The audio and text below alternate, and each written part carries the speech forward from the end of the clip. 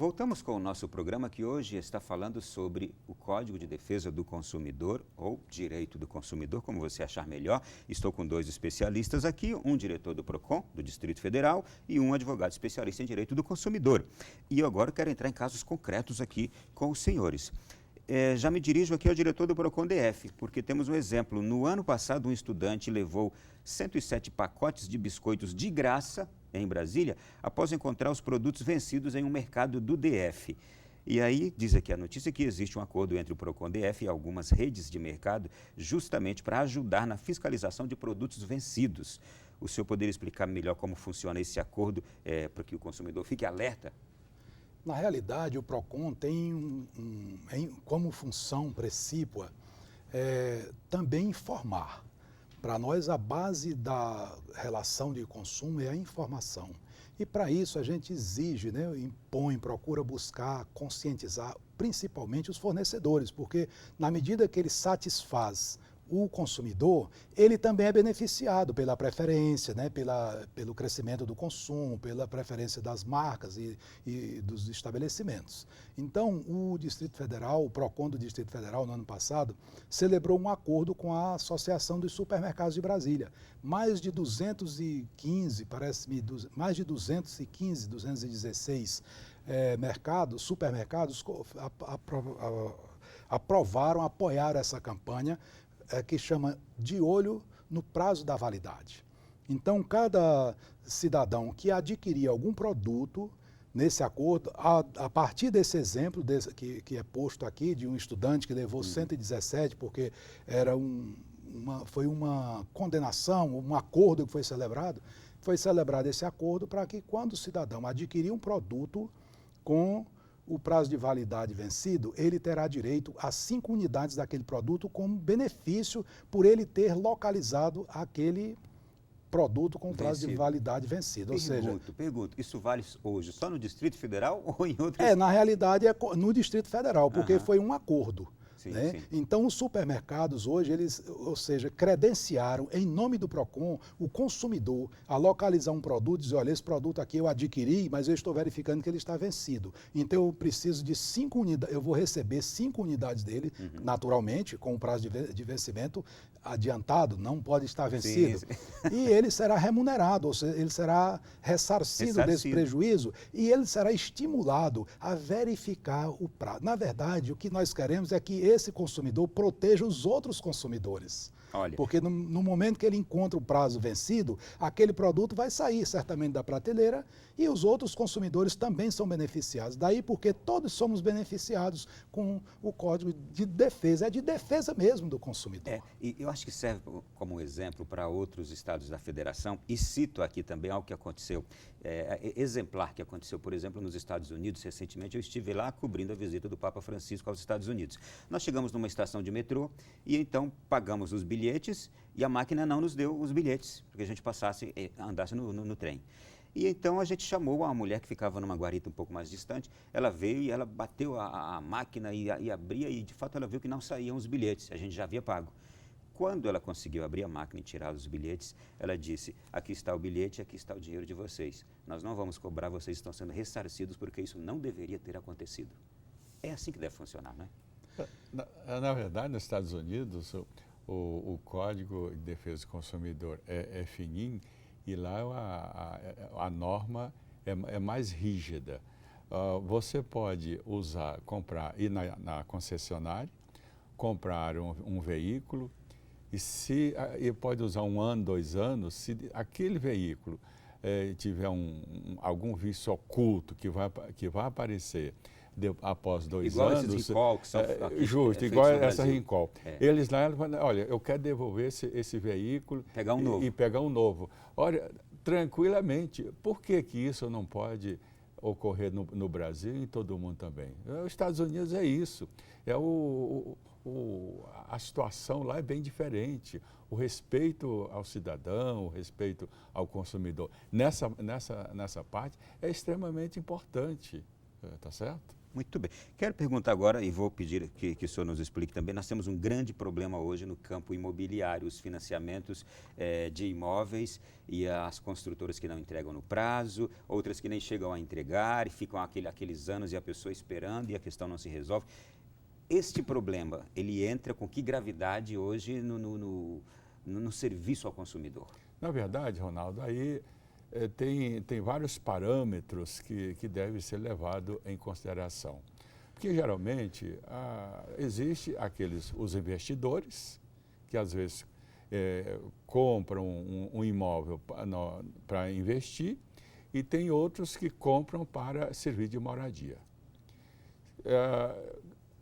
E geralmente, as construtoras, elas estabelecem 2 anos ou 1 ano e mais 6 meses de carência. Só que precisa levar em consideração, e o consumidor precisa estar atento a essa questão, que várias questões. Esse prazo de 6 meses, 4 meses que ela estabelece contratualmente, mas em termos de legislação não existe. E ela estabelece 2 anos mais 6 meses de carência, no caso. Aí elas não entregam dentro dos 2 anos, utilizam mais o período de carência e depois vence tudo e vão entregar 1 ano, 2 anos depois, já depois do período de carência. Aí o que o consumidor deve fazer?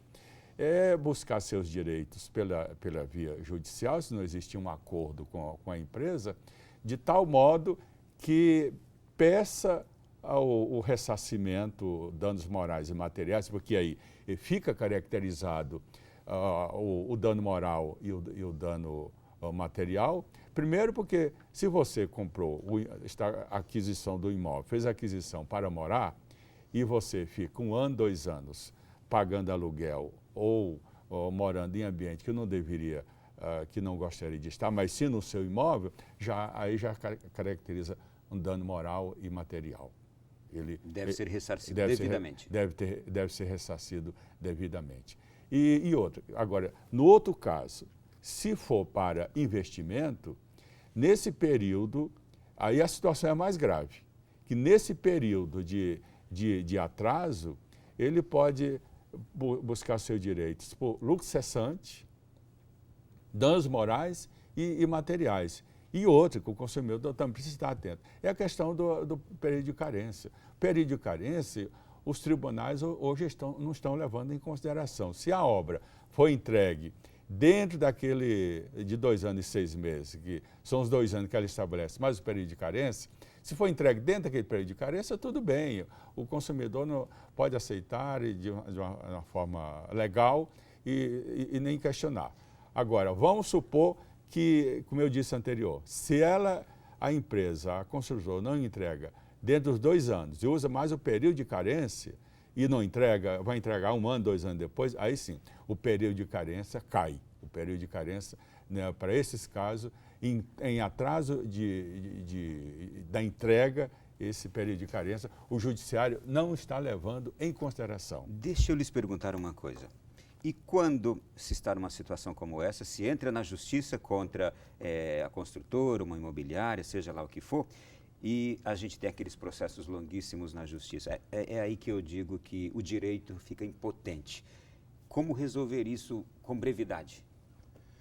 Bem, inicialmente o PROCON atende essas situações dentro dos termos do contrato, porque nós temos 2 obrigações. A obrigação legal é aquela que está disposta para todos. E a contratual é uma lei restrita, uma lei entre as partes que contrataram. Então o PROCON recebe essas reclamações e convoca as empresas exatamente para fazer uma recomposição. Muitas vezes elas fazem uma recomposição, parcialmente elas ressarcem e o consumidor aceita e prossegue com a relação. Nos casos que ela não concorda, o PROCON tem também uma celeridade, porque a defesa da empresa, depois que não há o acordo, é de 10 dias. E muitas vezes as informações que são colhidas, elas servem também para instruir o processo judicial. Então, o processo administrativo, que é posto à disposição imediata, sem burocracia para o consumidor, ele já forma, né, o que a gente chama de instrumento, né, ou seja, as informações que vão dar base a uma decisão judicial mais célere, porque o juiz vai analisar algo que já foi avaliado por especialistas, já enquadraram aquilo em termos mais apropriados para eventualmente dar fundamento a uma sentença judicial. Eu gostaria, Ronaldo, de acrescentar mais um detalhe nessa questão que o Dr. Oscar acabou de relatar, na questão da aquisição imobiliária. Quando você compra um imóvel, você compra direto da construtora. Você não compra direto do corretor. E que, portanto, o serviço de corretagem, você não tem a obrigação de arcar com ele. O serviço de corretagem é da empresa. E as empresas construtoras, elas continuam insistindo em cobrar do adquirente a taxa de corretagem. Isso é ilegal. O TJDF, vários tribunais do Brasil já têm decisões com relação a essa questão da taxa de corretagem, que não é do adquirente do imóvel, e sim da construtora. É bom que o consumidor esteja atento a essa questão. Deixa eu complicar mais ainda aqui o nosso diálogo com um outro assunto. Um doente que procura um hospital público, ele é um consumidor. Um doente que precisa de um medicamento e que ele não tem condições de comprar, ele é um consumidor. Não é?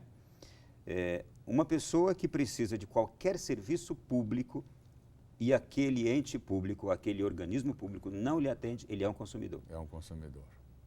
Como é que esta pessoa deve proceder no caso de indo a uma defensoria pública ou indo a algum outro órgão que seja o PROCON, e mesmo assim aquele ente que é obrigado a lhe atender, a lhe servir, a lhe dar aquela cirurgia de emergência, mesmo assim ele não cumpre com esta obrigação e a pessoa chega inclusive a morrer. Como proceder também nesses casos? Na verdade, quando existe o óbito, o caso é mais grave, porque é a obrigação do governo, de qualquer governo federal e estadual, oferecer um serviço preciso e emergente para o cidadão. A partir do momento que o cidadão procura um hospital público ou particular, que os particulares também estão envolvidos nesse processo, elas serão chamadas a uma responsabilidade nessa questão da falta de atendimento ou da omissão pelo atendimento desse paciente, porque o Brasil, em Brasília mesmo, já tem ocorrido vários casos dessa situação de o paciente procurar um hospital público ou particular e acabando morrendo na própria porta do hospital. Isso é uma questão extremamente grave que a família, diante dessa situação, pode acionar a justiça buscando seus direitos, porque, na verdade, como eu disse anteriormente, é uma obrigação do governo federal e estadual oferecer um serviço de qualidade ao cidadão e é um direito do cidadão ser bem atendido. E com a devida urgência, né? Com a devida urgência. Algo acrescentado, doutor Oscar? É que o consumidor, no âmbito administrativo, também existe alguma limitação. O PROCON, por exemplo, ele não pode, né, atuar como uma forma liminar, né, de forma imediata. Ele tem um procedimento que a legislação especifica e ele precisa cumprir. É certo que essas questões que se sobrepõem a essa necessidade, elas que são utilizadas pela Justiça, ou seja, o PROCON é auxiliar da Justiça. Veja que eu lhe falei que nós temos 89 mil casos e desses casos, só 2.886 mil casos foram resolvidos. Imagine se nós tivéssemos mais 87 mil, 89 mil casos na Justiça. Então, o PROCON tem essa finalidade, mas ele não tem a competência para concorrer com o judiciário. Então, ele é um auxiliar, né? Ele ajuda o judiciário na medida que ele resolve no plano administrativo. Então, essas questões que sejam, como diz, maiores indagações, né? Situações mais críticas, mais emergentes, nós aconselhamos que as pessoas, inclusive, procurem imediatamente o Poder Judiciário, que é quem vai dar uma solução imediata à situação. E o PROCON orienta, mas ele não pode atuar.